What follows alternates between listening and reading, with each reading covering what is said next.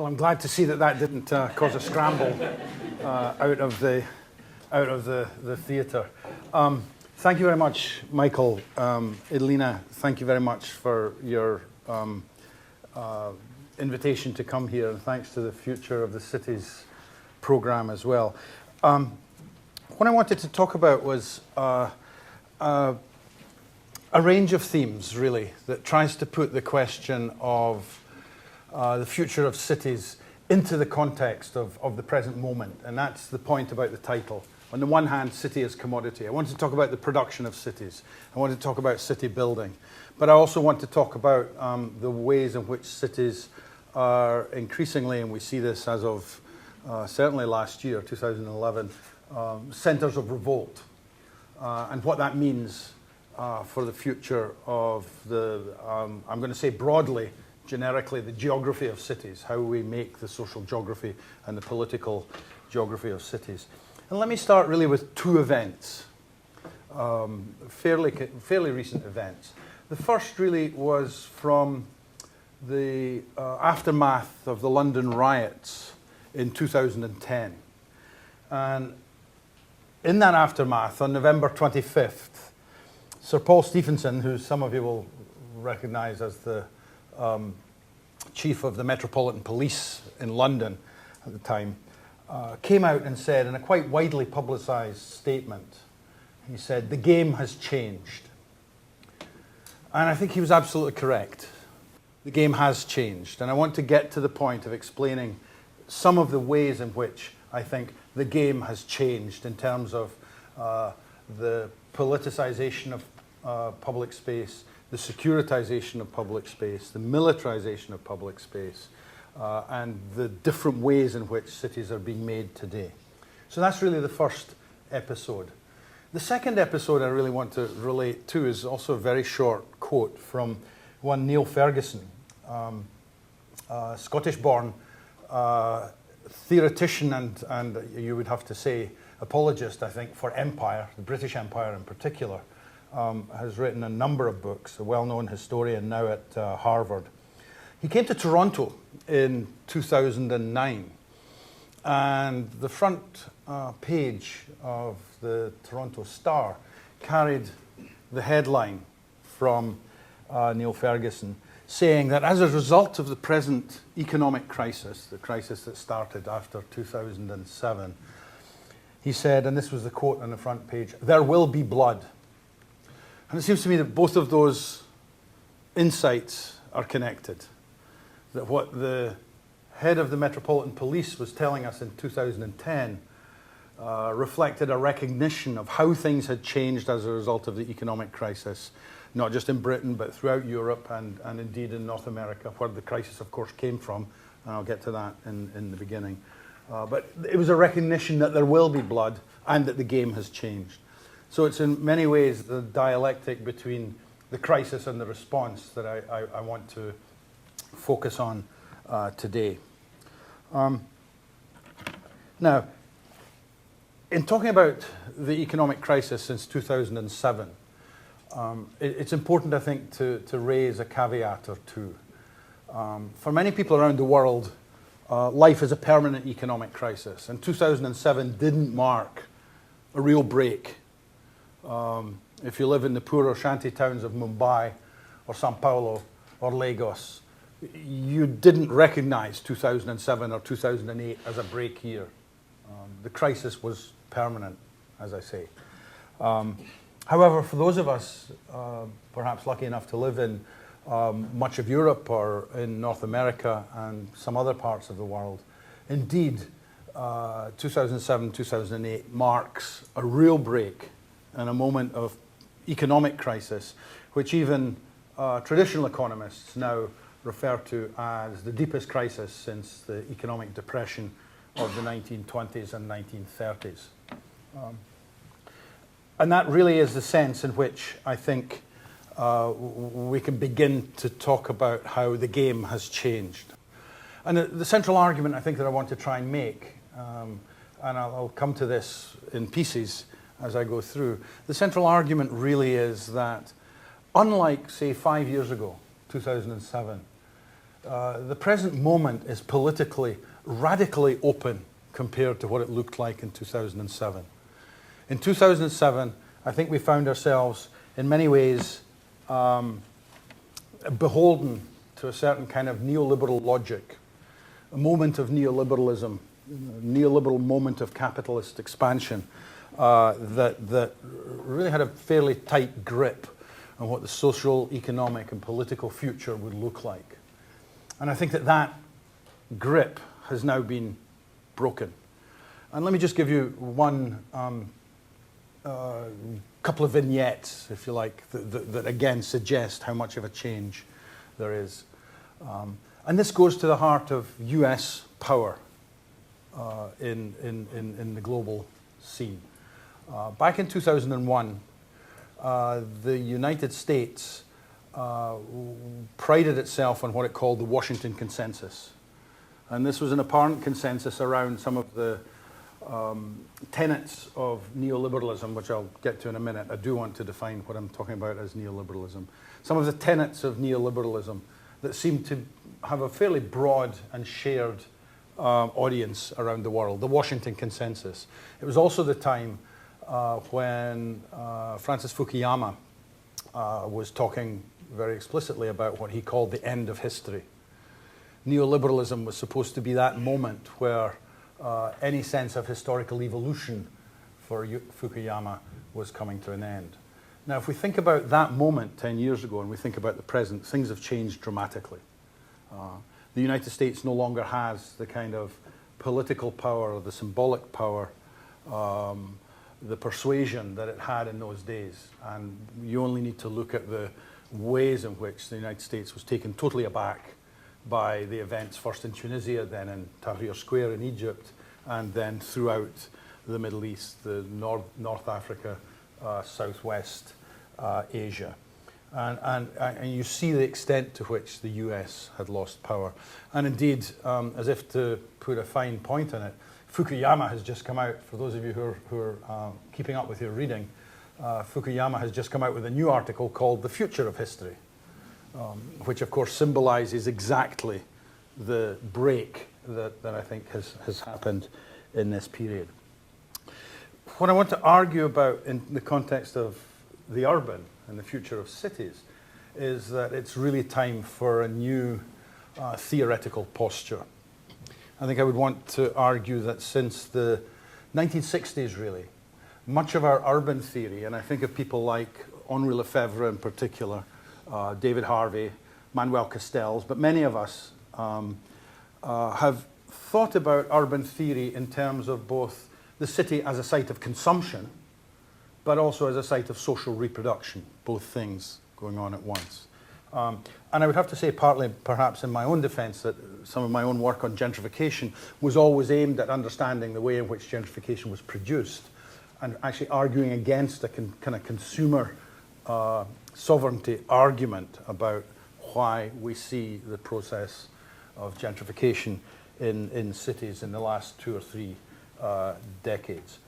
So what I want to argue is that we need to begin to rethink our urban theory toward questions of how the city is produced, much more than the question of the city as a site of consumption. And in doing so, of course, that's going to involve a bit of a geographical switch. And both yesterday with the class, with those of you who were in the class, we had a bit of this discussion, and I apologize if there's overlap between some of what I'm going to say today and some of what I said yesterday. But also this afternoon at the Future of Cities offices, we had a bit of a discussion here. I want to appeal in part to the work of Ananya Roy, who's been arguing very strenuously that what we need to do now is to refocus our urban theory away from perhaps, especially the English language countries, especially Britain and the United States, but also Canada, Australia, and to some extent Western Europe. French social theory would have to get a look in there as well, Henri Lefebvre and so forth. That we focus away from that arena, and we focus much more toward what Ananya Roy and many others, of course, call the global south. And that we look at the urban expansions that are taking place in South America, in Africa, and in Asia. And I think that that's a commendable project, and I think that that's vital, especially if we're going to move from consumption to production as a focus of how we look at cities. Because, of course, the reason that it was possible for urban social theory to focus on the consumption question in the last 30 or 40 years was precisely because of the backdrop, the context of deindustrialization in much of the European and North American world. Again, I don't want to exaggerate that. The United States is still the world's leading manufacturer. Although when you start to look at the figures, it can get a little sloppy. A lot of what's claimed to be manufactured in the United States is actually only finished in the United States, much of it 90% produced in parts of Asia, for example, and then shipped to the United States for finishing. So the figures are very difficult to work your way around and through. But still, the countries of Western Europe and of North America remain significant manufacturing centers. However, it's also true that the focus of manufacturing really has shifted in the last 20 or 30 years, as we all know, especially to China, to India, to the BRIC nations, and so forth. And that's where the urban growth, the massive expansion of urban areas is happening. And it's for that reason that I think that it's a timely call by someone like Ananya Roy that we begin to rethink how we think the urban by beginning to look at the global south, but also outside the English language world, and let's say also France, which are those areas that have been so dominant in making what we think of today as urban social theory. A second piece of context, and again, this is something that I went over yesterday with in the class, but I think it's worth repeating, is really the question of neoliberalism. Now, let me just define what I mean by neoliberalism. When I think of neoliberalism, I think of, quite literally, a return to a kind of classical liberalism of the 18th, 19th century variety. And I think that that's what neoliberalism was in its origins intended to be. If you read von Hayek, if you read Friedman, and many others coming out of the 1940s especially, this is exactly what they were doing. It was a response, it was a reaction to and against the emerging welfare states, the Keynesianism, the Fordism of that period. So certain central tenets are important to neoliberalism, I think. And I'm going to insist on wanting to define neoliberalism because the term can get used very, very crudely and thrown around quite wildly these days. So let me be very specific what I'm talking about. In the first place, I think neoliberalism is about a return to private property and the deregulation of state control over property that comes with that. So in that sense, it's a return to Adam Smith. We're going back to that that's the economics of liberalism, if you like, back in the 18th century.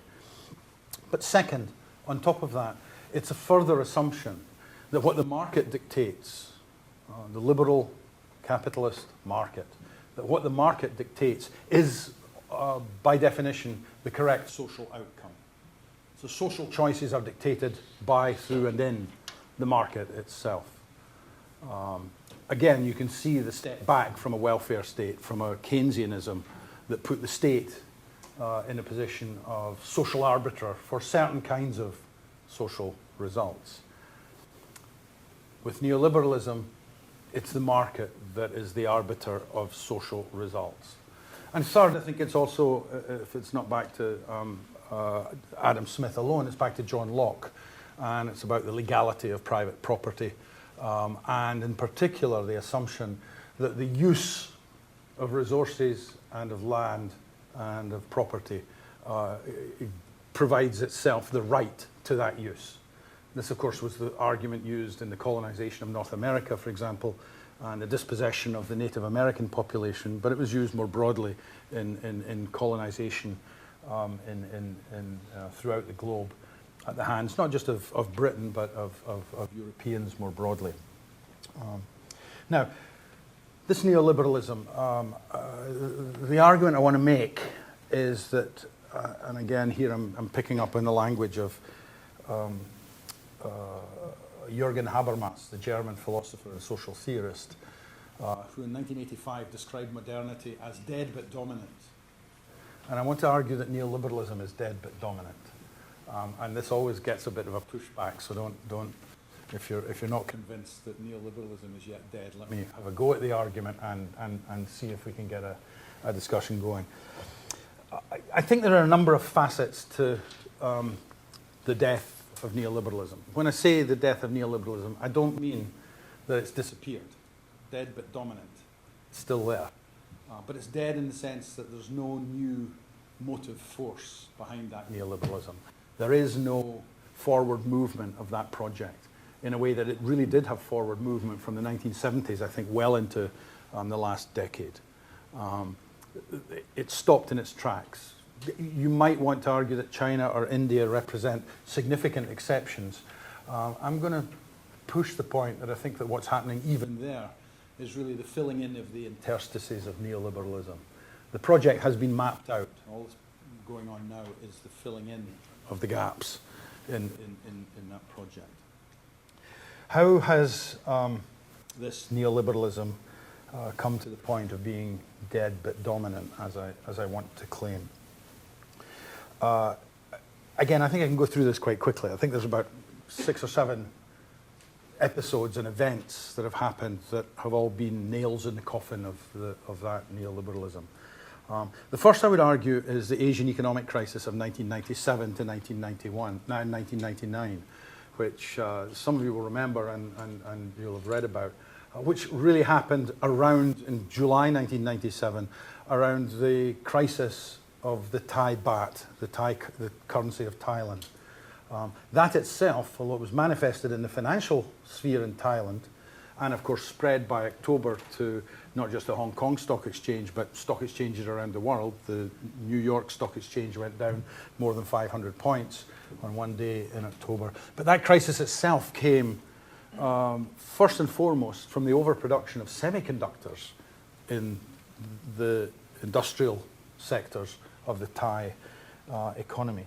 And the reason for the significance of this event in 97 to 99, I think, is that that's the moment when even some of the adherents of neoliberalism, even at the peak of the so-called Washington Consensus, the optimism around the end of history, the period when Chirac and Schröder in France and Germany, respectively, both following the 9/11 attack on the World Trade Center in New York, both of those heads of state said, we're all Americans now. The level of sympathy and support for the United States was significant at that time. But it was exactly in this period, actually a couple of years before 9/11, when several neoliberal economists jumped ship, literally renounced their adherence to a kind of neoliberal agenda. And I'm thinking particularly of Jeffrey Sachs, who's now an economist at Columbia University. But I'm thinking also of Stiglitz. Sachs, of course, had been in the IMF. Stiglitz had been in the World Bank. And both of them came out quite clearly and said this neoliberal project is not working. It's not producing the kinds of beneficial social results that we had assumed that it would produce. So that's when you begin to see the start of a kind of escape from within neoliberal circles themselves. Second, I think we need to give credit, and I've argued this a number of times, to the anti-globalization movement and eventually the global justice movement as it emerged in the late 1990s and into the 2000s. And I think that for many of us on the left, we were so busy critiquing the anti-globalization movement that we've actually forgotten the power and the work that that anti-globalization movement did. It put on the agenda from a critical point of view, not from within the neoliberal project, but from outside it, that there had to be an alternative.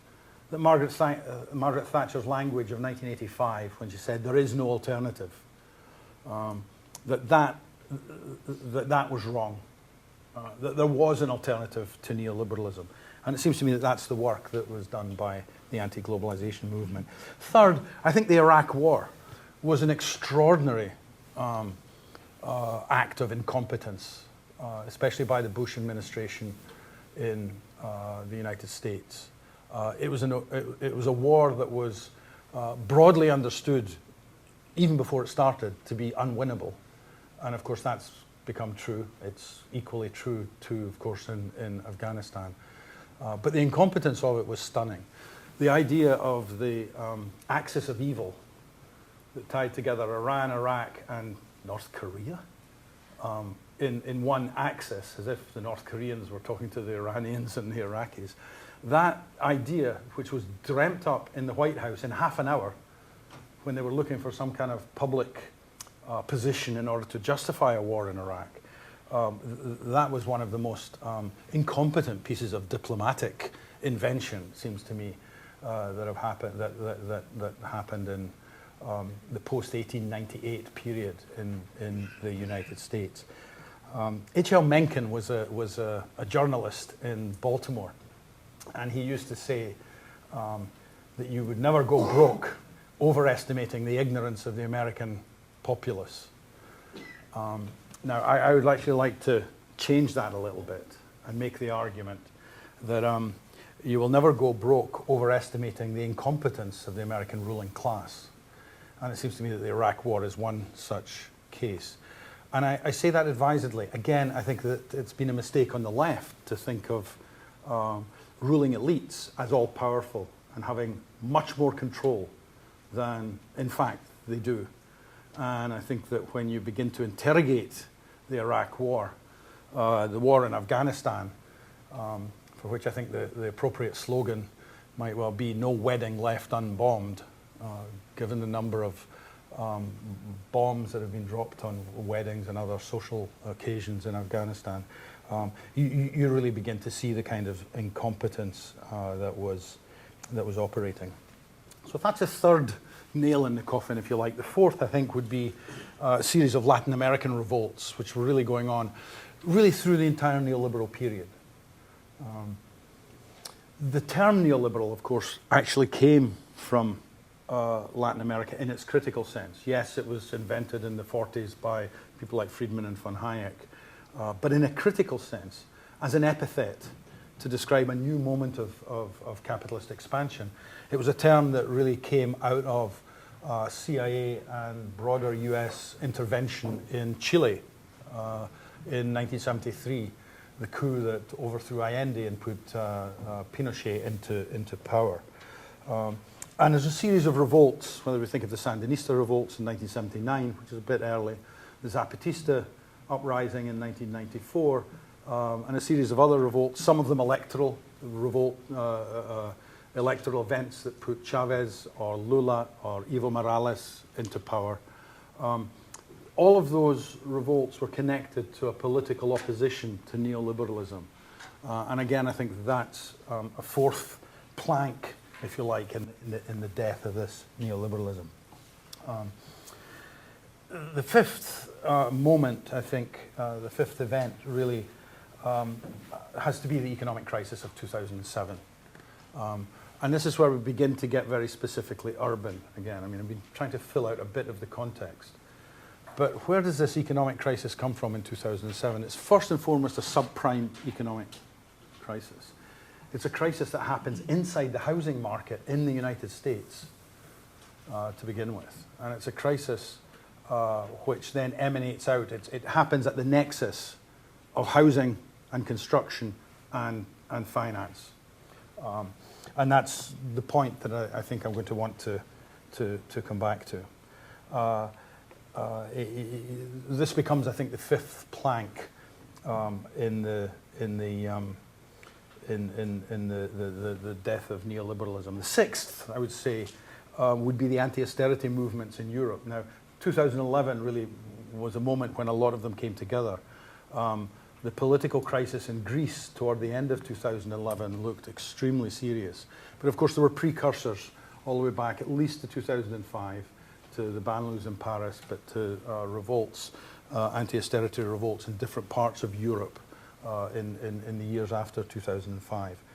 And then, of course, the seventh plank, I think, would be the events of 2011 in addition to the anti-austerity events, but what's called the Arab Spring, the revolts in North Africa, the revolts in Southwest Asia, and actually I'm going to throw in, although it's on a much lesser scale, the Occupy movement coming out of the United States. Nobody would have guessed that a political movement coming out of the United States would have had such global currency, as in fact the Occupy movement did. Now, I don't want to exaggerate the power of the Occupy movement. It's nothing like the scale of the so-called Arab Spring, of course, and I think we're all clear about that. But the symbolic power it had, and the fact that it was met by utter indecision on the part of ruling elites in different parts of the world, and probably most noticeably in the United States itself, it seems to me is remarkable. So it's in that sense that I think that the neoliberal project has died. It's been stopped in its tracks. But it remains dominant insofar as there is no challenge left for that.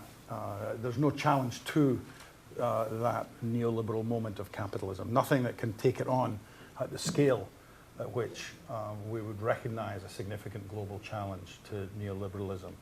And so that's what I'm trying to get at with the notion of neoliberalism being dead but dominant. Now, how does this connect to cities? What's the connection back to cities here?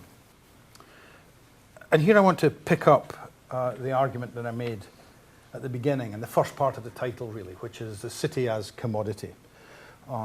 It's not an accident that this crisis, unlike, for example, the so-called Asian economic crisis of 1997-99, it's not an accident that this crisis happened literally in the belly of the beast. It happened in the housing market in the United States. It was a quintessentially urban crisis that emerged coming out of the housing market, and especially the nexus of housing and finance in the United States. And what that does, I think, is to put the emphasis not just on consumption, which I think we're very attuned to from our urban social theory, as I've tried to lay out, but to put the focus on the question of urban construction, and the question of city building. Now, in about 1970, in his book on urban revolution, Henri Lefebvre came out and said very explicitly, he said, urbanization is going to supplant capital accumulation. And it was one of those fantastically enigmatic statements by Lefebvre, which he never really explained. And Lefebvre is fantastic at this. He'll say something, it's not quite clear what he's saying. He says, I'm going to explain this in 3 ways. And then he goes off and does something else. He never comes back to the explanation. Much of his work was never edited, et cetera, et cetera. So he says this, urbanization is going to supplant capital accumulation. Now, reading that, as well-versed in Marx and the labor theory of value and the theory of surplus value and so forth, I thought, well, that can't be true because industrialization is what produces surplus value. How could the city be, how could it supplant, how could urbanization supplant industrialization? And of course, I think in retrospect, that was the wrong way to think about it. Why? Because I too was captured by the notion of city building as a question of consumption rather than production. And I think that if we read Lefebvre slightly differently today, it puts the focus for us in urban theory back to the question of construction, back to the question of city building. And so again, that's the connection to the subprime economic crisis in the United States. Today in the United States, more than 9 million housing units from 2009 through 11, so 3 years, from 2009 through 2011, more than 9 million housing units have gone into some kind of foreclosure procedure. They're not all foreclosed. There's only about, I think, 2.8 million homes have been foreclosed absolutely at this point. But there's another almost 6 million that are in some stage of the foreclosure proceedings by banks. And that's a fantastic figure for a country like the United States. If you look at the economic crisis in Ireland that came down as of 2008, what you find is that by Irish government estimates themselves, an estimated 23.7% of the gross domestic product, almost a quarter, 23.7% of the gross domestic product was tied up in construction. Now, again, that's an extraordinary figure, but it shows the extent to which the construction industry, and this is not all housing, there's infrastructure construction as well, so there's the full gamut of construction, but it shows the extent to which construction has become a central facet of many of the economies that are now in trouble today. If you look more widely around Western Europe and in the United States and Canada, you see that the figures really tend to come in between about 14% to 18% of GDP. There are some higher, some lower, but the figures are in that high teens range of GDP that's devoted to the construction industry. So slightly less than a fifth, perhaps, maybe a sixth. Again, there's a problem with the figures, and that becomes even more so when you begin to look at something like China. And so I really delved into the question of construction in China. And depending on what figures you look at, there are wildly different estimates ranging from 15% of Chinese GDP devoted to construction, all the way to 31%. And so you'd have to assume that the reality is somewhere in the middle there. But again, it depends on the figures that you're looking at and whether they're in renminbi or whether they're in dollars and so forth. The figures are not entirely reliable. But what that suggests is that the Chinese economic expansion that we all think of as being built on top of an export market, an export of manufactured goods, is actually just as likely to be built on the construction industry within China as it is on that export of goods. The figures actually, depending on where between the 15% and the 31% GDP, depending on where the reality actually falls, the figures are roughly equivalent to the amount of the GDP that is accounted for by manufacturing exports from China, which is a figure in the low 20s. So again, it gives you a sense of the extent to which city building becomes the engine of economic expansion. The city as commodity, the city as built and created reality. Now let me focus a bit on China, given its rapid expansion. And it's, by the estimates of 2015, 2016, perhaps, the Chinese economy will overtake the US economy in terms of its size. Again, it's difficult to predict, and it depends very much on what happens with the present economic crisis, the extent to which it affects China and or the United States. But let's have a look at China right now. The first thing you have to say is that there's massive inflation going on in China. The Chinese economy is not as stable as it might at first hand look to be. So on the one hand, there's massive inflation, which has been fueled by the necessity to create a domestic market, which has required then the increase in wages, and with it, of course, the increase in prices.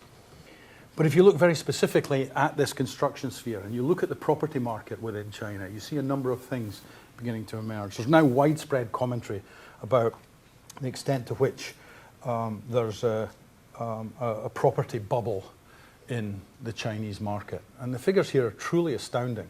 And I'll just give you a few of them. The Beijing vacancy rate for offices, the rate at which offices are vacant in Beijing is thought to be somewhere like 22%. Almost a quarter of all the office space in Beijing is vacant. Now that's going on at the same time as the price of the office space is still rising, which of course is an unsustainable relationship. And so the question becomes when that bubble would burst. Shanghai, of the newest 100 projects, big development projects, not just offices, but large development projects, an estimated 50% of that space in the last few years, 50% of that space remains vacant as well in Shanghai. Overall, one of the estimates that I've seen for vacancy of residential properties in China suggests that something like 64.5 million residential units are vacant throughout the Chinese economy. Again, an extraordinary figure to emerge. I mentioned the inflation. The price-income ratio is about 27 to 1 in China now. Again, a very, very high ratio of prices to incomes, suggesting, again, the inflation rate. But not just within the market itself. One of the stories that's least told about China these days is the level of political struggle that's going on in China. And the last figures that I've been able to dig out are from 2006, where the Central Committee of the Communist Party in China actually admitted that there were 74,000 riots, violent events, strikes, or other forms of opposition to the state and to corporate entities within China in that year alone. And the level of class struggle that's going on in China right now really should put it very much in the limelight compared to how we see the rest of the world. And yet that story is just simply not getting out into the press, certainly in Europe or in the United States. 74,000 events just in 1 year. And by all accounts, this is long before the strikes at Honda and some of the other car companies. By all accounts, that number has grown since 2006, but I haven't been able to find figures for it. The reason I want to go through this argument about city as commodity is precisely that it helps us to shift our focus theoretically towards seeing the city as a produced entity, seeing the city as a product. And I think that, again, there are some signs of how we've missed that boat in the past. It was certainly understandable in the context of deindustrialization, but it's a very narrow vision that we had when we assumed the parallel of cities and consumption, cities and social reproduction. But for example, the way that we collect statistics even suggests the city not to be a produced entity.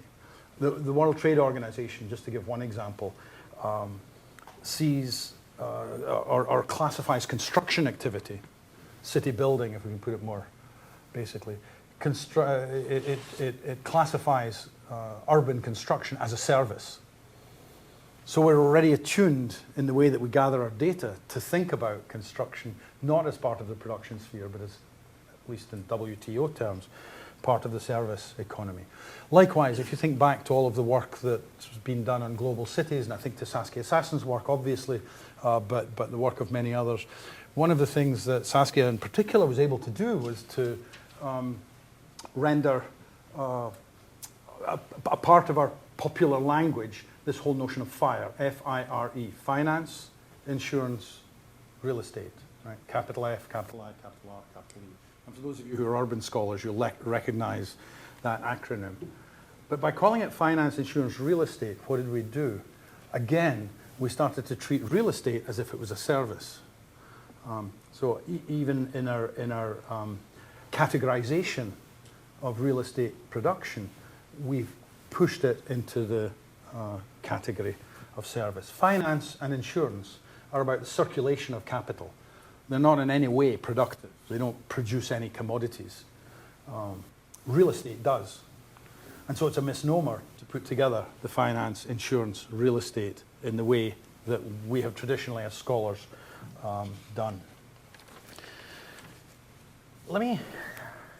Having made that argument, let me move then, I think, to the second part of the argument that I really want to emphasize, which is the crucible of revolt piece. And here I want to pick up the argument that I made just at the beginning in very direct terms when I said that it seems to me now, unlike 5 years ago, that the future is radically open.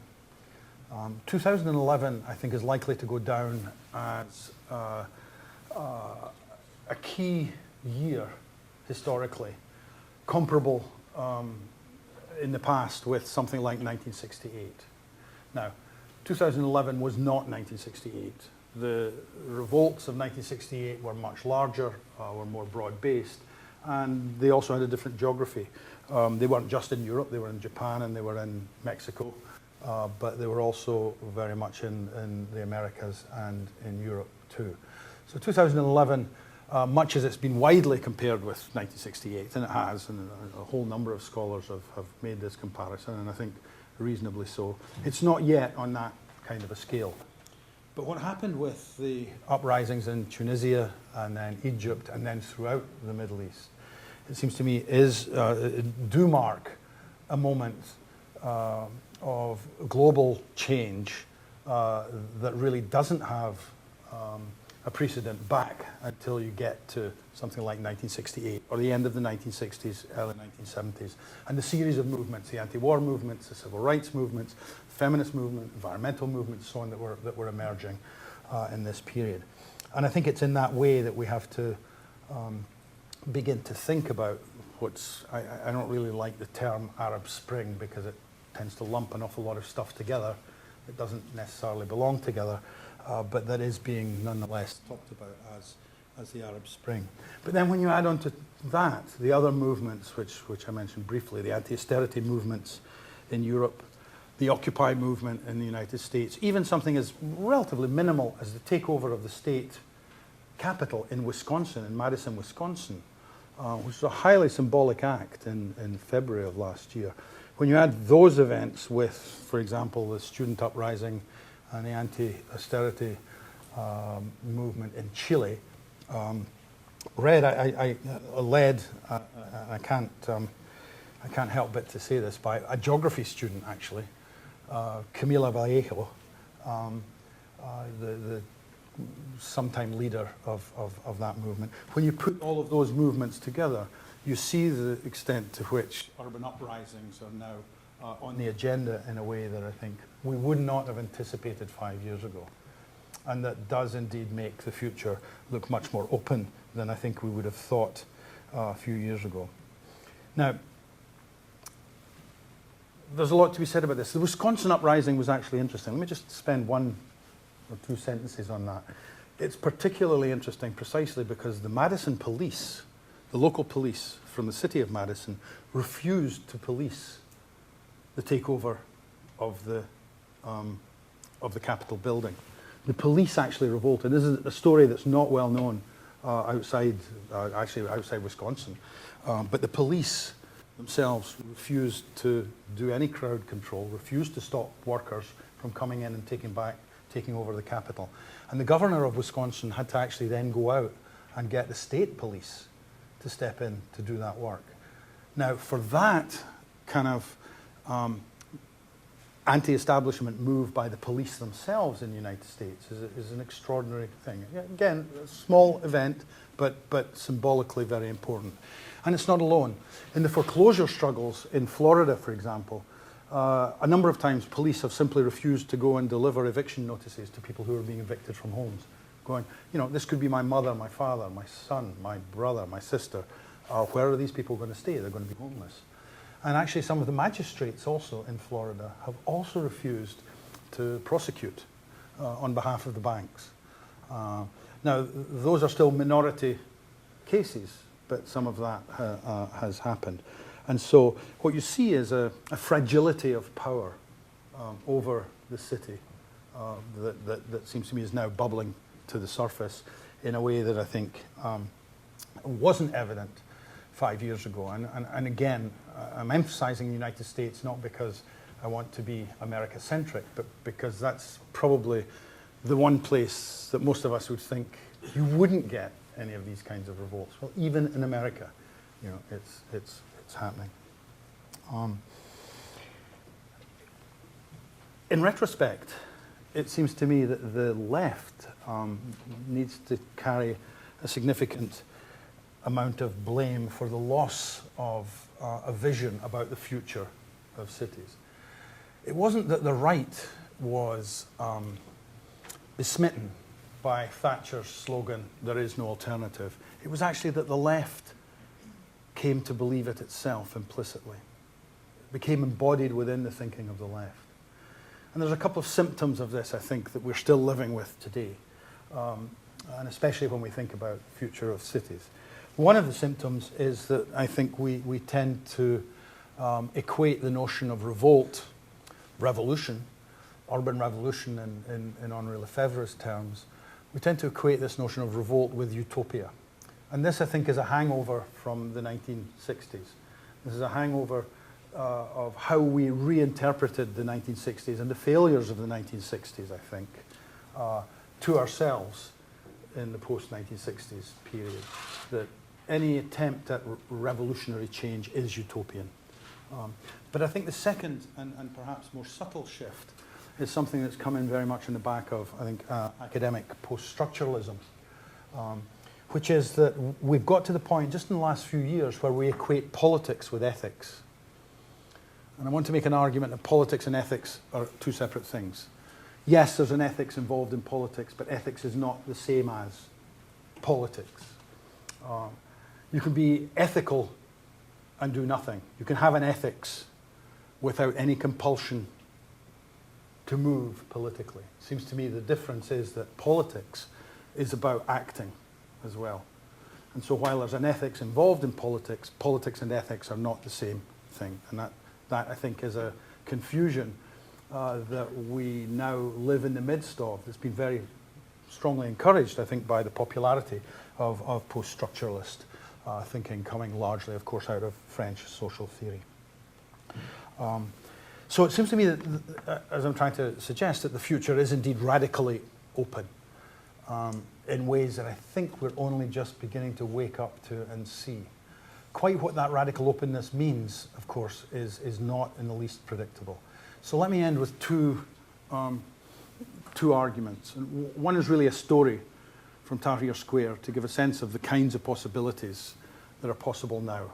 And the second is really a corrective, perhaps, to what some of you may think of as a slightly over-optimistic take on the radical openness of the urban future. Tahrir Square. Two sides to this. One, Tahrir Square happened in January of last year in the following kind of a way, and I get this from Egyptian activists who were involved in it. They knew that if they tried to organize a march to Tahrir Square in January, that all of the social networks would be monitored. They knew they would be surveilled. They knew that the telephones were tapped. They knew that there were police spies in the middle of the April 8th movement, as it was at the time. So what did they do? Well, they actually organized so that they would get 21 meeting places for people to gather and then converge on Tahrir Square, and they did this. 20 of those meeting places they organized using cell phones, computers, social networks, whatever. And as they expected, the infiltration kicked into gear. And in those 20 places, the military moved in. Actually, sorry, it wasn't the military, it was the police moved in to keep the people gathering in these 20 spots around the city in those squares and in those places and not allow them into Tahrir Square. They organized a 21st group, which they did simply by word of mouth among totally trusted activists. And that group made it to Tahrir Square. And the moment they got to Tahrir Square, what they did was then to get onto the cell phones, computers, the work, and call everybody and anybody. And so the convergence of people down into Tahrir Square began to happen. At that point, the police, who were now still trying to keep these other 20 groups in the outskirts, had to be recruited to come into Tahrir Square to deal with the demonstration happening in Tahrir Square. And at that point, all of the 20 groups then themselves, of course, converged on Tahrir Square. So this was a piece of very smart organizing of urban space that made it possible to bring about what, of course, became a revolt that got rid of Mubarak in Egypt. Now, we can go on about what the future looks like for Egypt now. Of course, the military is in power in Egypt now, very tight control, but it's not invulnerable. In fact, it looks like it's a fragile power that the military has. And so, again, I think part of our naivety is we think, well, the revolution was January 25th and now it's over. No, revolts, uprisings, revolutions all take place over a period of time. They're a question of process. And the urban revolts in Tahrir Square, it seems to me, aren't necessarily ended yet. Obviously, they're still going on in Syria at the cost now of over 10,000 lives. Bahrain, as we saw this weekend, and other parts of the Middle East. So these are all works in progress. And the point that I would like to draw from this is precisely that I think that the operation of a kind of economic logic of neoliberalism that I think many of us could recognize and critique just 5 years ago, that economic logic is, if not totally suspended, it's not suspended, but it's much more fragile. And it's not a question of being able to think about what the future looks like according to a certain flow of economic logic anymore, but actually the political conditions, the political intervention in the social economy and the political economy now looks much more powerful than I think it did in 2005. And that makes the situation, I think, a lot more flexible, vulnerable, open in so many ways. One of the implications of that, I think, then is that for someone of my generation, I grew up, I was a young teenager at the end of the 1960s, so certainly influenced by it, but not, I'm not really of that generation. I'm a bit younger than that, perhaps. But my entire political life and my life working in cities has been about learning how to critique capitalism, how to do the political critique of how capitalism operates. And it seems to me now that, and I don't mean this in a patronizing way at all, it seems to me now that we, of my generation, need to actually learn from our students in a way that hasn't been as true in the past. Our students aren't having to do the retooling that we're going to have to do. They're not having to unlearn much of that critique of capitalism that we learned. Now, there's a disadvantage to that. It's important to be able to critique capitalism, the way in which capitalist societies create urban areas, futures of cities, and so forth. It's very important to be able to do that. But at the same time, there's an imagination that's alive, I think, in younger generations that in some ways the work of the analytical critique of capitalism kind of knocked out of people, perhaps, of my generation. So I think there's a retooling for some of us that's potentially involved as a result of the movements, shifts, and so on of the last, not just last year, but the last few years.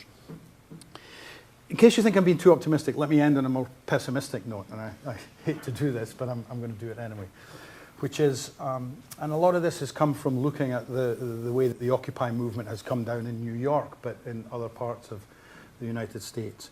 It seems to me that one of the things that's happened since before 9/11 is precisely that there's been a massive securitization of public space, a militarization of the way in which public space is patrolled and controlled. Now, it's fashionable to think that 9/11 was the moment when that happened, and it goes back to the events of 9/11, or in London, 7/7, if we like. I want to argue that it's something slightly different. I want to argue that this securitization was already in place before 9/11. And it's not just an American phenomenon, it's not just a British phenomenon, it's a much more global phenomenon. And it really came home to me, I guess, in Toronto in 2010, where I was at a demonstration against the G8, G20 meetings, which were being held in June of 2010, and where it was very clear that the $1 billion budget, that almost $1 billion that the Canadian government applied to those meetings, really had nothing to do with security for those meetings. The parallel for, I guess, when the G8 was in London several years earlier was $35 million for security. And here you have the Canadian government paying almost $1 billion for security. So you see the dissonance between the figures. What was going on? Well, it was very clear that the Canadian government was using the event to build up both the technology and the experience of crowd control, of securitization of public space, and ultimately the militarization of public space. Now, we could talk about the events in Toronto at a later point. But this, I think, is what was being got up by Stephenson, the head of the Metropolitan Police, when he said the game has changed. The game has changed not just because of 9/11, but the game had changed because of a securitization that was already in place. Why? Why was this this happening. And I want to argue here again that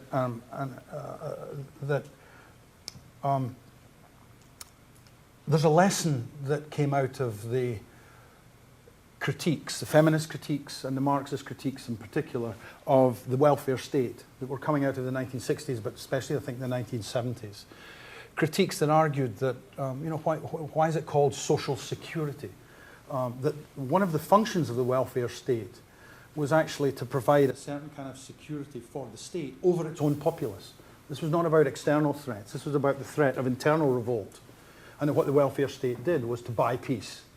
And this is very clear in the case of Roosevelt, and I've done some of the archival work on that in a very different kind of context, not in the urban, in my urban work. But you can go back and you can find the archival evidence that makes it very clear that the welfare state was a means of buying peace. To the extent that neoliberal privatization, deregulation, etc., has brought about a partial dismantling of the state. And again, it's partial, but it is precisely on those parts of the state that focus on the questions of social reproduction and support for poorer parts of the populace. To the extent that the dismantling of the state has also dismantled some of those implicit forms of social security internally, all that's left is the much barer force of the securitization, the militarization of public space. And it's that, I think, that we're seeing, especially in Europe and in North America, the places that had a welfare state, the places that had a Keynesian state. This is not an argument that would apply to much of Asia or Latin America, parts of Latin America or Africa, precisely because of the lack of a welfare state. That the militarization of public space was already always in your face in many of those places. That was not true in Europe and North America, but it's becoming true. And so it seems to me that when we talk about the radical openness of the urban future now, and again I want to emphasize this, the possibility of political determination of what the urban future looks like now is much greater than I think it would have been 5 years ago. But that always has to be tempered with the understanding that the technologies and experiences of securitization are sitting in the background, ready to act in ways that we see acting now, of course, in Syria, again, outside a place that had a welfare state, but in ways that we've seen in smaller ways, whether in Toronto, whether in the 2004, what in New York we jokingly called the Republican National Convulsion, which really did militarize the streets of Manhattan. In some of the responses to the Occupy movement, certainly in the demonstrations and the police responses, and the fact that the police were a target of the riots here in London in 2010.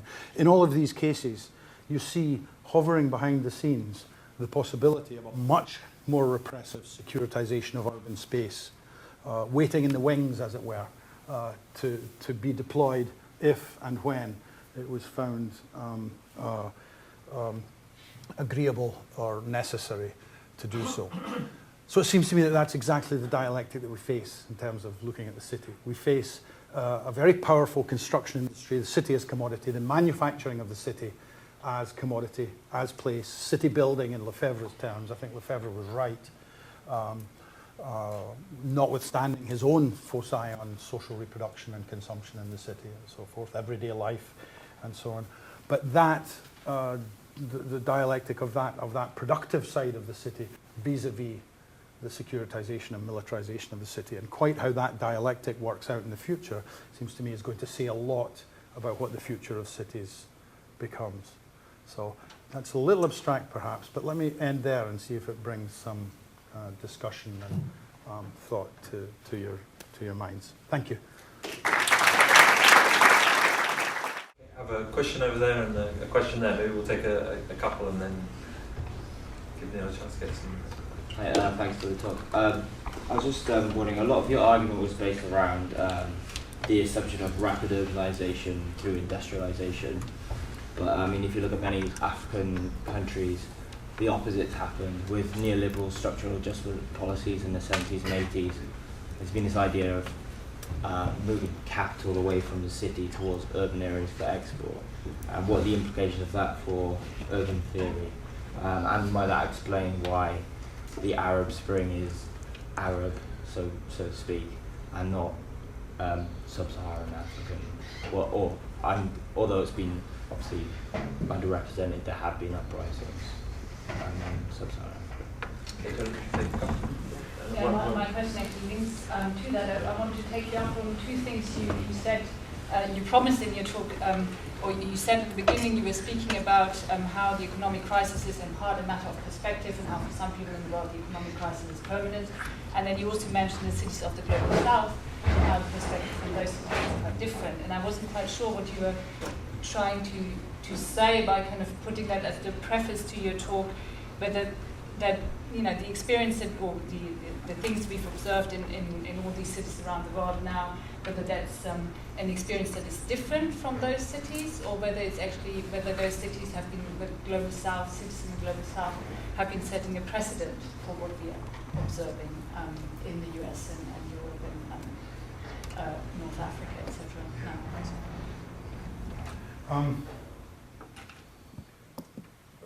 Let me start with the first question.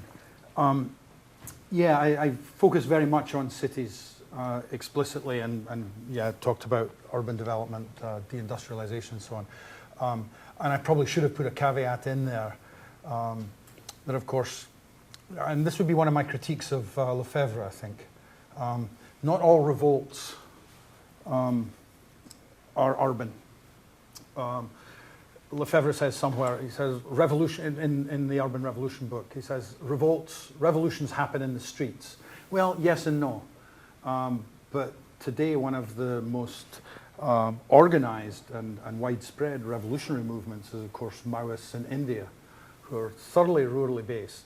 They're not especially an urban movement. It's a rurally based movement, has its power in rural areas. And the same is true of other movements. The Zapatistas were not urban at all either. So yes, that's a very important caveat that needs to be added. And especially it's important, I think, and I think you were alluding to this, but let me maybe make it more explicit, as environmental policy picks up in places like the World Bank and the IMF, partly linked to climate change, but partly a broader kind of environmentalism, questions of food security and so on. As all of those issues get written into global development policies, you could actually expect something of a focus away from cities, or at least a parallel focus beyond the urban, a focus on the rural, that would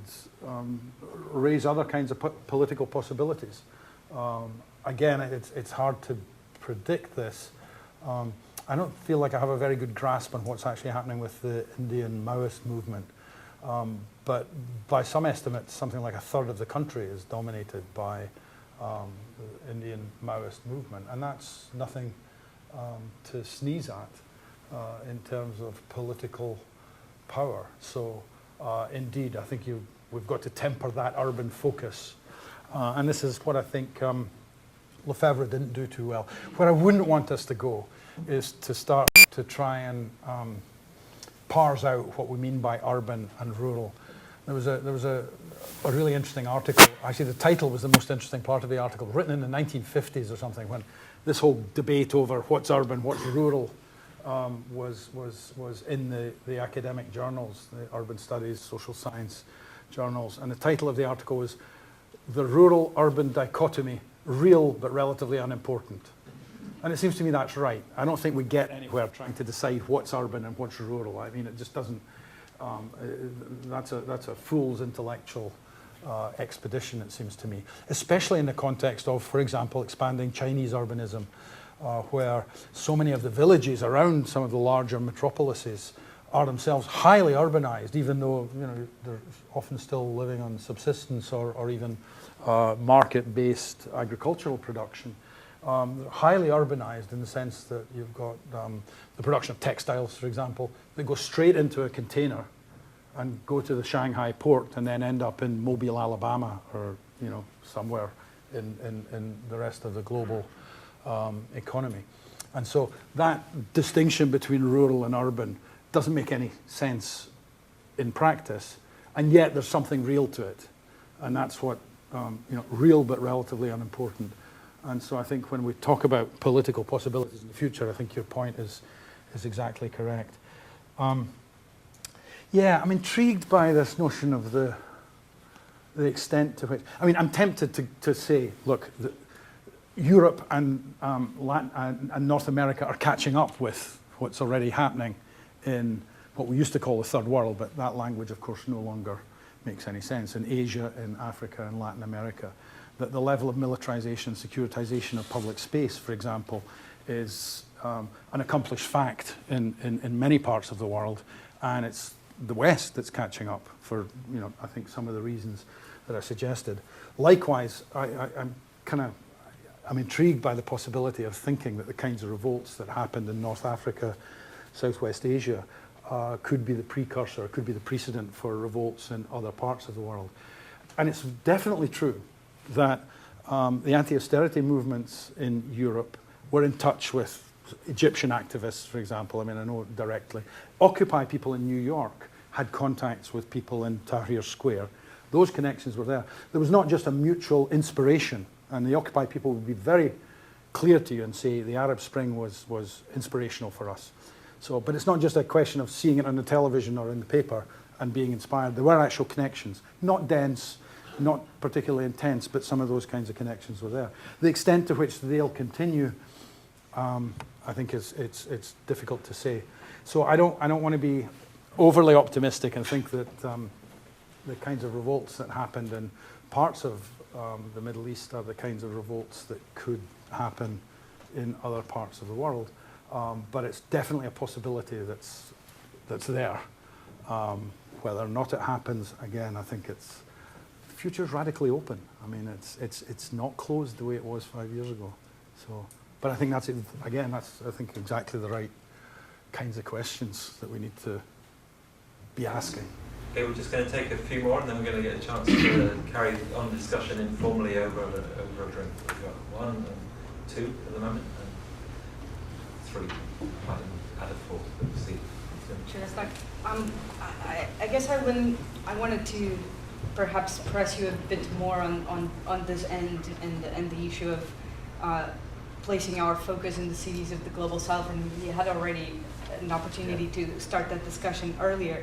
But it seems to me that if we're going now to look at the city as the place for city building and the city as a commodity, and picking up on what Ray is saying, it seems, and if we place our attention in the cities of the global south, we will continue to miss out on all of the other cities of the global north that have been persistently ignored throughout the production of urban theory in itself for the past 30 or 40 years.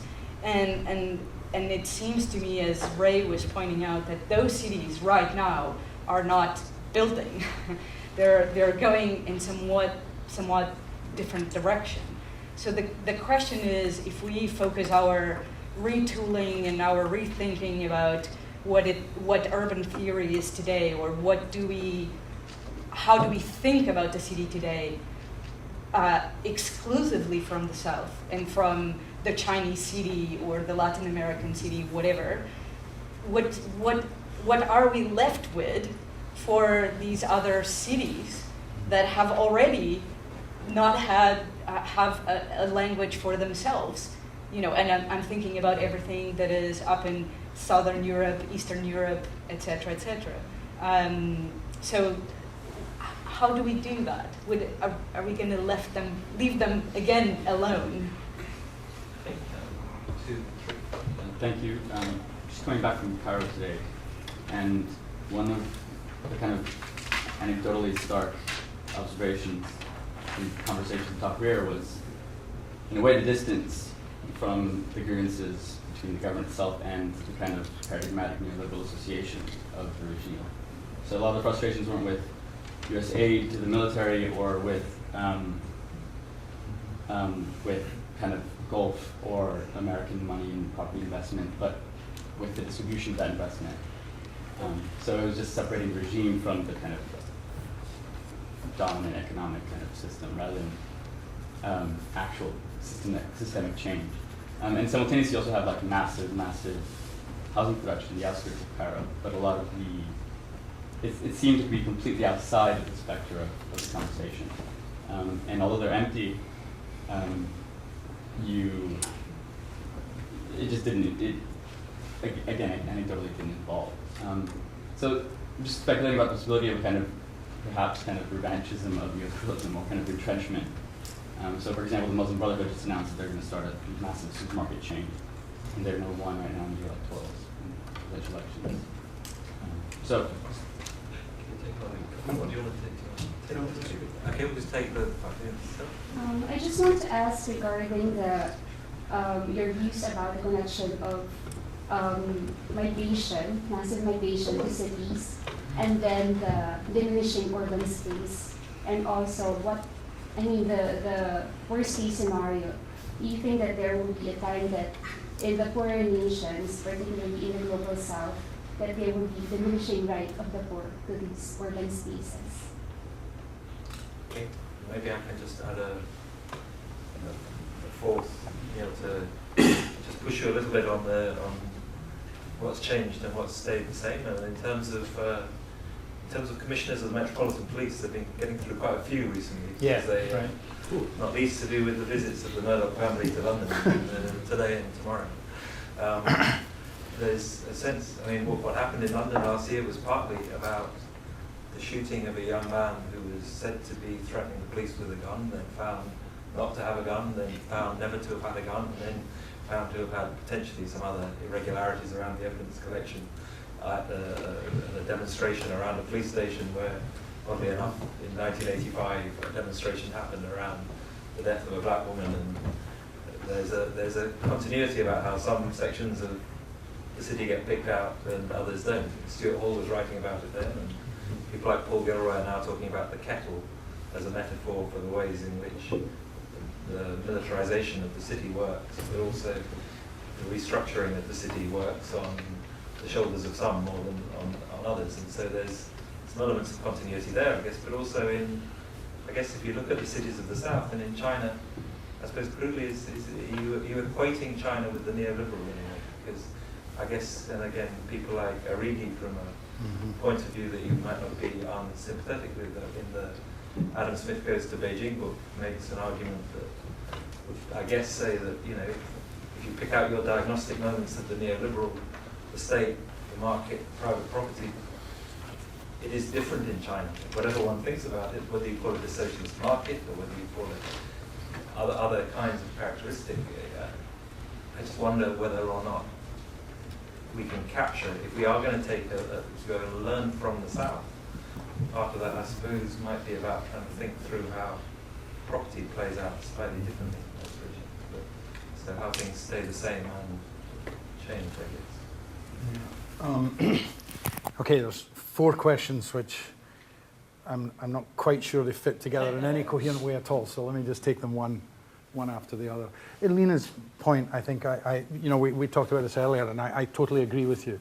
I think your point was that the cities that had not become the models for our urban theory, the cities of secondary cities of Europe, but also cities in Eastern and Southern Europe, for example, that those cities really didn't figure in our urban theory, and I think that's totally correct. How do we prevent that from happening if we just shuttle from the New York, Tokyo, Paris, London connection to cities of the global South? How do we?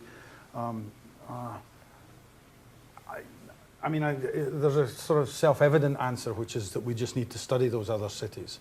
And I think one of the things we talked about this afternoon was the ways in which there's actually been a bit of a research focus on shrinking cities, especially in Eastern Europe.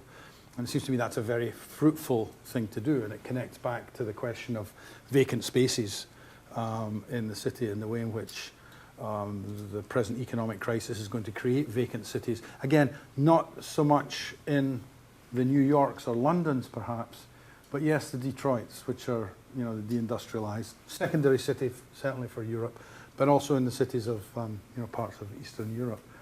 So, I mean, I guess the obvious answer is just that we need to have a serious research focus on those areas. Not everybody can do everything. You can't be an expert in New York and Shanghai and Warsaw, and so there's going to have to be a division of labour, obviously. But it seems to me that that what you're saying is a very good corrective, I think, to the argument that I was making. That needs to be kept. That focus needs to be kept front and central. The US military aid and the ways in which that aid has focused, has gone toward some kinds of city building. I think that would be a great research project. I actually don't know of good recent work that's tracked not just military aid, but US financial aid more broadly into the question of city building. I think the connection to the revanchism, which you mentioned, is much clearer. But I think the way I would want to approach that is to say, okay, I mean, when I started thinking about revanchism in the 1990s, it was in the context of Giuliani in New York. And what was happening then was really the front end of something I think that we're talking about now, the securitization. But I'm not sure that revanchism is the right way to be thinking about it now. What characterized the revanchism in New York in the 1980s was a heavily moralistic language. It was a kind of, it led with the morality of what was proper behavior in public space. Now, of course, behind that was clearly quite a lot of police brutality. And there was a period when, every few months there was almost certainly an African or a West African or Jamaican or Caribbean black migrant into the city who was killed by the police or brutally beaten up. And there was a whole series of these cases that was happening under the Giuliani regime. And that was about the revanchism. It was about a combination of reaction, so it was a right-wing reactionary move, but also revenge. It was revenge against people who the white middle class, largely suburban, people who they felt had stolen the city from them, a city that was rightfully theirs, the white middle class. Now, I think that's changed actually now. And I think the new securitization, there's still a morality, a kind of moral haze to it, but it's secondary, it's in the background. And it's the militarization, the securitization that's really up front now. Now again, that's not new in a lot of other cities in the world, but it is new, I think, in large chunks of Western Europe at least, and certainly North America. So the extent to which we would then want to go back and look at cities of the global south and US financial investment feeding into a revanchism, I think I would be more inclined to think about it in terms of this perhaps newer language, Paul Gilroy's stuff and a number of other people writing about this, the securitization of the city. I think that's the way I would probably want to frame it these days.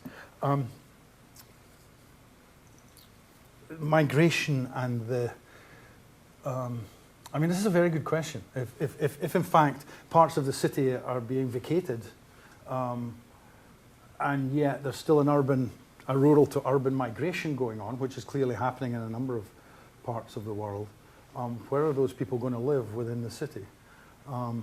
Well, in part, a lot of certainly from a North American point of view, and I think this would work in Europe too, a lot of the migration to cities now, let's say transnational migration, but also could be rural to urban, even if not directly. It might be 2 or 3 stages from the rural to New York City. But a lot of that migration is actually not going into the centres, which I think is where the areas around the centre are the areas where the vacancy, the abandonment is happening. A lot of that migration is going to the suburbs. And you see this very directly in New York. You certainly see it in Toronto as well, from recent research that's been done there. So You could well have both things happening at once. You could still have the continued migration into the city, but migration to areas that are heavily migrant at the moment, at the same time as you're getting the abandonment of older vacant properties closer to the centre.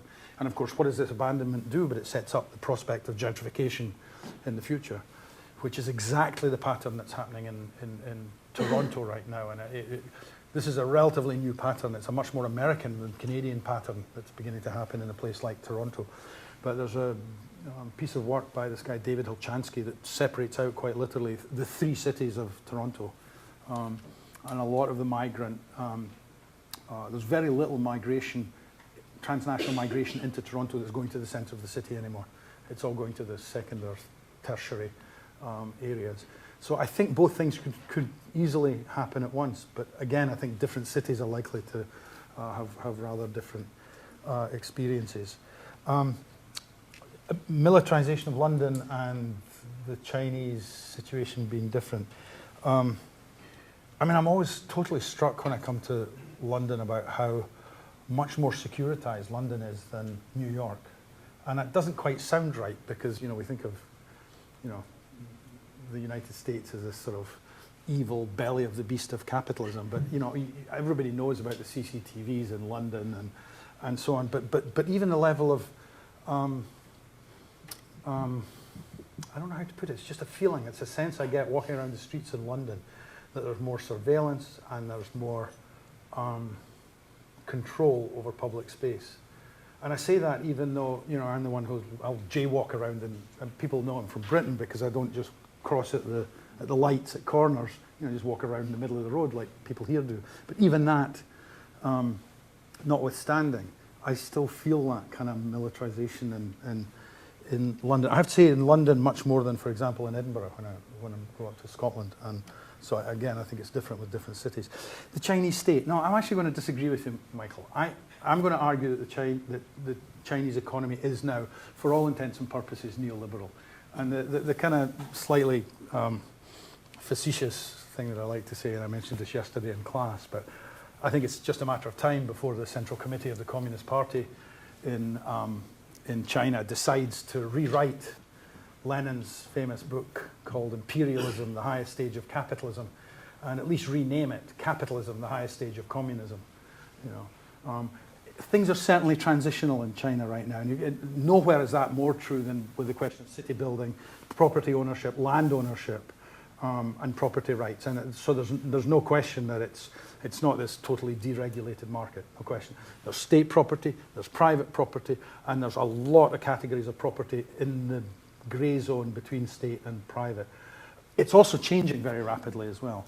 And I think that for all intents and purposes, it's a change toward the neoliberalization. The difference, it seems to me, and again, you look at the way that Chinese capital has invested in Africa, for example. The difference between Chinese and American investment is that the American investment always comes lathered with a sort of moralistic assumption that you're doing something good for the people by bringing your money in and ripping them off. In the same way that British imperialism had this whole civilizational and sometimes religious ethos to its imperialism. The United States is a much more sort of liberal, moralistic ethos. The Chinese want none of it. They're just investing for the profit. And that's the end of the game. There's none of the lather of the moralism in this investment in China at all, it seems to me.